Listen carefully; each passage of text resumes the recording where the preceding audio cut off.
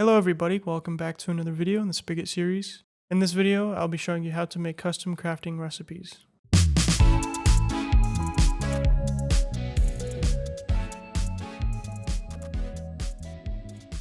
Alright guys, welcome back. So like I said, we're going to be making custom recipes in this video. So essentially you can use the Bucket API to add custom recipes to your Minecraft server when it starts up. And so that includes crafting recipes, like smelting recipes for furnaces, smithing recipes. I didn't even know what a smithing table was a second ago, or a day ago. What else? Campfire recipes. Pretty much anything where you're like turning something, like using one of the Minecraft blocks to make something. That's generally a recipe that you can create. But of course, let's start off with the most basic one that you may want to know, which is a simple crafting recipe. So to make a crafting recipe, well, first of all, that's just for, a crafting table. That's what I mean by that. So to make one, you can do shaped recipe, and you can call this whatever you want. I'm gonna call it recipe is equal to, and then you just do new shaped recipe, and then you got to follow what the constructor is asking for. So it's asking for a namespace key and also an item stack, which is the result. Okay, that's pretty self-explanatory. So hopefully you've watched my episode on persistent data containers. That is something that also uses a namespace key. Essentially, it's just a unique identifier for stuff in Bucket or Spigot. And so we're going to make a new one here. So we're going to do new namespace key. And now it's going to ask for the plugin as well as a unique identifier, which is the key. So the plugin, we're going to do this because we're already in the main plugin class. And then for the key, it can be anything, so just any string. So we're going to do potato. How about that? Nice and awesome. And then after that, the namespace key, we're going to do the item stack, which is the result. So what is the thing that you're crafting, right? So let's go ahead and create that. So what I want to do is have the result be a super potato, okay? So item stack, super potato. And here we go. Now we have our super potato. So I just made a new item stack of poisonous potato. Then set the meta, so the name is a green bold super potato name, and then the lore just says this potato will give you superpowers. So now I'm going to pass that in, so super potato. And so now we need a way to specify what the recipe is, right? Because we have the thing that it's going to produce, but now we need to specify the actual recipe itself. To do that, we're going to do shape, so recipe.shape. And so this is just asking for a string of var args sort of parameter with string. So all you got to do is provide 3 strings, and each string represents a single row within the crafting table. And so each string should have a single character. So that can be a space if you don't want it to be anything in that slot, or a letter. And the letter identifies the item or the material itself that you're going to use to make it. So that doesn't really make sense as I'm just saying it, but let me go ahead and demonstrate that to you, and it'll make sense once I am done typing it, okay? So we're going to make it the first string. So this will be the first row. So we're going to do space, we'll do X and then space. So 3 characters for the first row. We'll do the same thing for the second row, and then the same thing for the third row. So there we go. And then after that, I'm going to do recipe.set ingredient. And for this, you pass in a key. So the key is just the character that you're trying to map the ingredient to. So that'd be X in this case. So X. So it's asking for a char. So that's just a single quotes. And then now you need a material or a recipe choice. So we're just going to do material. That's the most basic one. So material dot, and we're going to do potato. Now let me demonstrate what this actually means. So a crafting table, as you know, is 3 by 3. So 3 slots, 3 slots, and 3 slots. So let's just say we want a recipe so that you provide 3 potatoes in a single column in the middle, and that gives you a super potato, which is the thing that we created up here. So when we do X, X, X as 3 strings with the X in the middle, this appears like this. So we'll have 3 rows, and so X, X, X. That's what it looks like. But now if we convert this, since we're mapping the X to a potato, it actually looks like this when you're actually in the game and you are trying to craft something. So it'll be space, potato, space, and then the same thing on each line. Okay, hopefully that makes sense. So really it's just 3 potatoes down in the middle, and that gives you a super potato. So all you got to do is specify the 3 rows with a string, 3 different strings with 3 characters each. and each letter represents a unique material within the recipe itself. And then you map it. So you set the ingredient, you specify the char or car, whatever the heck you want to call it, and then the material that the character represents, okay? So we'll see how that looks like in a second. So now to add this recipe to our server, you can simply do bucket.add recipe and then pass in recipe. There we go. And that's pretty much it. We're going to keep this in our on enable so it automatically adds the recipe when the plugin first starts up, and then we can use it from there. So I'm going to throw this on the server and I'll be right back. Okay, so I'm on the server now, and if you think I look like a dork with my glasses on, then please leave a like. This is my first time wearing glasses since middle school, so hopefully I don't look too dorky. But anyway, let's try testing this out now. So we're going to let's just clear my inventory because I had some stuff before I was testing this. So now we need 3 potatoes and a crafting table. So let's go ahead and deliver that order. So potato. And now let's go over here and test it out to see if we can make a super potato. So boom, boom, boom, and look at that, super potato. This potato will give you superpowers. Freaking awesome. So now you have a custom item that you've created using a custom crafting recipe, and it's really that simple just to make basic crafting recipes. Now let's go ahead and make another recipe just to get more practice, but I'll also along the way show you how you can do something even cooler, which is how to use a custom item as part of your recipe. So let me show you. So let's go back to the code here, and so currently we're just using a simple material, right, to set the recipe itself, but we wanted to be able to set this also to a custom item, right? Because what if you can make it so that if you want to make a super duper potato, a super potato has to be crafted first, right? So let me go ahead and show you what this means. So I'm just going to leave this how it is, and we're going to make a second recipe. So shaped recipe, how about we'll call it super duper potato recipe is equal to new shaped recipe, new namespace key, this super duper potato, and then let's see, and then so we need the result now. So let's go ahead and make a super duper potato. So here's our super duper potato. So it's just another item stack, except that it has some different lore here. So it says this potato will give you super duper powers, and also the name says super duper potato, and it also has an enchantment of channeling 1. Okay, so now let's set that to the result. So super duper potato. And now let's also set the ingredients for the recipe. So first we need the shape, of course. So super duper potato recipe dot shape, 3 strings. So we'll do SKS, SKS, SKS. And so obviously the letters can be anything. So just use any letter, generally speaking, and you don't have to worry about running out of letters because there's only 9 slots total. So use whatever 9 letters. If you want every single item in each slot to be unique, or every single material in each slot to be unique, then you can use 9 different letters in the alphabet, because there's enough to do that. But yeah, hopefully that makes sense. Anyway, so we set the shape, and so we want the S's to be essentially just a regular potato, and then we want the K's to be a super potato. Okay, so let's go ahead and do that. Let's set the S's first. That's easy enough. So super duper potato recipe, set ingredients. So the S, that's just going to be a regular material dot potato. And now we want the K's to be a super potato. So how the heck can we do that, right? So we can do super duper potato recipe dot set ingredient, specify the key, so K. And now instead of doing a material, we do recipe choice. So if you explore this recipe choice class, it's not actually a class, it's an interface. So double click that, hold Control, click this, and you can find all the information about it. So the source code here. So we can see that it's an interface, it extends predicate of item stack, and then it's clonable. So that's not very helpful. But if we just scroll down a little bit, we see that we have something called a material choice. That's interesting. And this implements recipe choice. So the interface that we just looked at. And so we'll go down a little bit more.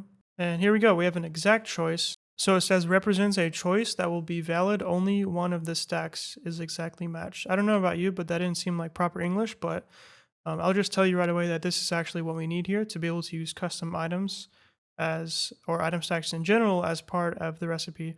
And then for this one, material choice, that's another way you can specify a material. But yeah, we want to do recipe choice now dot exact choice. And so that's an actual class, so we can go ahead and instantiate it as a normal object. So new exact choice. And then the constructor parameters is asking for either an item stack, a var args item stack, so one or more, and then a list of item stacks. So you can provide it in many different ways, which is really cool. Really cool. We're just going to do a simple item stack, so just super potato. So we're using the item stack that we made up here as part of the recipe for the second recipe. And that is really all you need to do. So now let's just go in and add it. So bucket.add recipe, super duper potato recipe. So not the best naming. It's a little annoying to have to type all that, but you get the point. So let's go ahead and see if this works now. Okay, I'm back. So let's go to our crafting table and make some more super potatoes. And then now we'll try making a super duper potato using the magical recipe. And look there we go. So super duper potato has an enchantment of channeling. Then it says this potato will give you super duper powers. Awesome. And then nothing happens. A little anticlimactic, but you can make it do something, of course. But yeah, that's how you can make basic crafting recipes. Hopefully you find that really interesting. And then now that you know how to do that, you can pretty much figure out how to do any of the other type of recipes. So smelting, furnaces and all that stuff. But let's just go ahead and do it to give you some more examples, okay? So I don't know about you guys, but I've watched recently, like 2 days ago, I watched the movie Dune. Maybe you've heard of it. Maybe you've watched it yourself. And in the movie, there's a thing called spice, and it's essentially some sort of mineral or something like that that's mixed into sand on this world. And it's a very lucrative operation to extract the spice from the sand, okay? So that's part of the movie. It's a big part of the movie. And so I want to make a thing so that you provide red sand into a furnace, you smelt it, and then it gives you spice, or glowstone dust is what we'll pretend is spice. I don't know about you, but that sounds really cool. So let's go ahead and try doing that. So item stack spice is equal to new item stack. So material dot glowstone dust. And then we'll just name it. Okay, and so let's make the recipe for that. So obviously, since it's a furnace, so it's going to have to do with like smelting stuff in a furnace. So it'll be called furnace recipe. And you may be wondering, how do I know what all the different recipes are that I can choose from? So just press tab, hold control, click this, and you can see that furnace recipe extends cooking recipe. So let's just go in and hover over this, hold control, and click this as well. So that's a cooking recipe. And then if you hold control on cooking recipe again, you can see where this is used. And you can see that this is used for blasting recipe, campfire recipe, smoking recipe. I didn't know they added cigarettes to Minecraft. Furnace recipe, I think I said that already. And so those are those. And then you can see that cooking recipe still furthermore implements recipe. So let's go up the hierarchy again. So hold control, click this, and then hold control and click this to see where this is used. So this is used in a bit more places. So for this, we have craft item events, not very useful in this case. Prepare item craft events, complex recipe, interesting. So I don't think it's, let me just make this bigger. It'll show everything. There we go. So we have shaped recipe. That's the one we saw first, which is for crafting tables. We also have a merchant recipe. I assume it has to do something with villager trading. So that's very useful if you're into that. Smithing recipe, stone cutting recipe. I've never actually used a stone cutting thingamajiggy before, so you can play with that if you wish. Yeah, there's just a bunch of them that you can play with. So yeah, check those out if you wish. Holding control and clicking on different classes and methods is a very useful thing, especially if you understand basic object-oriented principles. You understand that everything's a hierarchy with inheritance and all that stuff. So there's like, you're like following the family tree essentially. And yeah, so hopefully that helps you out a little bit. So anyway, let's just make our first our furnace recipe now. So we'll call it furnace recipe, or how about spice recipe? I feel like that fits better. So spice recipe is equal to new furnace recipe. And this is asking for different stuff. So now first we still need a namespace key. So new namespace key, this spice recipe. Now we need a result. So this will just be our spice that we just created. And then now for this, we need a material source. So I think it's kind of self-explanatory. The source will be the thing that you're actually smelting to produce the result. So you can either provide a material or a recipe choice. As you can remember from just 2 seconds ago, a material is just if you want to have any item of that type of material. And a recipe choice, if you do exact choice, gives you the option of specifying a specific item stack that you want to be part of the recipe, or in this case, the thing that's being smelted. All right, so anyway, we'll just keep it simple. So we'll do material, dot, and then red sand. And this one is a little bit self-explanatory as well, so it'll be the experience. And we're just going to keep it simple. I don't really care about that, so we're just going to do 1F for float. And then for the cooking time, so I didn't know what this one is. Like, how do you know how much time to provide? What are the units? So if we just do Control Q on this, and then select the method, the constructor that we're trying to use, this one, then it says cooking time, the cooking time in ticks. That's very helpful. So you may remember 1 second is 20 ticks. So if you want to do, if you want this recipe to smelt for 5 seconds, it'll be 20 times 5, which is 100, according to my analysis. Not long, it's asking for an int. Okay, cool. So there we go, just 100, so that'll be 5 seconds. And now, let me just go down a little bit. Now that we have this furnace recipe here, it's called a spice recipe. That's just like its unique identifier associated with this plugin. And then we have the spice itself, that's the result. Then we have the material to make that. And then we have the experience that's gained from that smelting process, and then how long it'll cook. All very, very cool. So now let's go ahead and add this to Bucket to see if it works. So bucket.add recipe, spice recipe. Very cool. And then now I'll see you in the server in a second. All right, cool. So now let's try it out. So in this case, we don't need a crafting table. We need a furnace.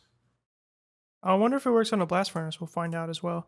So now we need some red sand, and we need something to cook it with. So some coal or charcoal, whatever. So let's try both of these. So put some red sand in here, put some charcoal, let it cook for 5 seconds. You can time it if you want to. And look at that, we get glowstone dust. Freaking cool, right? We successfully made a custom recipe for a furnace. Now let's try it here. Uh-oh. So I guess it doesn't work for a blast furnace, so you may need to do a different class for that. Maybe blast furnace recipe? Blasting recipe, there we go. So that's, shouldn't be the same, I would imagine, right?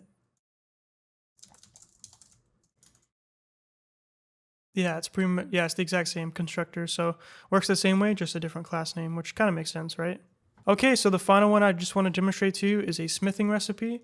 This one's also a little bit unique. I didn't know what a smithing thing was, so let me just show you if you don't know either. So a smithing table is a way for you to upgrade your gear from diamond armor to netherite armor. I've never actually touched netherite in my life because I'm a noob, but I assume you guys know what that is because you're not noobs. And so let's make it so that we can make a custom recipe for this. And I'm thinking, I don't know about you guys, but some potato armor sounds really cool, doesn't it? So let's make it so that you provide regular chainmail armor and then a super potato, and then you get a potato armor. So there's our super potato. Now let's go ahead and make our smithing recipe. So smithing recipe is equal to new smithing recipe. Now you need a namespace key, so new namespace key. This potato armor. And then now we need a result. So that's easy enough. So we need our custom potato armor. So we're going to do item stack potato armor is equal to new item stack. And the armor will just be, let's just do a helmet for this case. So material.chainmail helmet. And then we'll set some meta for that. And there we go. We have our potato helmet. So let's go ahead and pass that in, potato armor. So now it's asking for the base, which is just the thing on the left side. So if you go here, that's the armor piece. And then the thing right here is the addition. And so that's just the other item. So for the base, we'll just want a regular chainmail helmet. So it's not asking for a material here, it's asking for a recipe choice. So we can do recipe choice dot material choice. We want to instantiate that class. New material choice, pass in a material dot chainmail helmet. There we go. And then now for the last thing, we need the addition I told you about.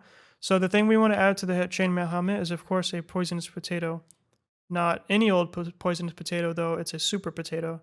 So let's just pass in this as our recipe choice. So that'd be new recipe choice dot exact choice, and then you pass in what's it called? Our potato armor? Yes, or no, super potato. Super potato. So pass in super potato. There we go, and that whole thing there. Hopefully you can see that all. So a big line of code. I can make this more formatted nicely and stuff. So let's just do that. There we go. So that should be way more readable. I should have done that in the first place. So creating a new smithing recipe, passing in the identifier, the namespace key, the results. So that's just potato armor, which is a chainmail helmet with a name potato helmet. Then we have the thing on the left side. So the thing you're passing in the first time, which is a chainmail helmet. And then the addition to that is the super potato. So you're adding a super potato onto your chainmail helmet, and that produces a potato helmet. So let's go ahead and add this to bucket. So bucket dot add recipe, smithing recipe. Awesome. Let's see what happens.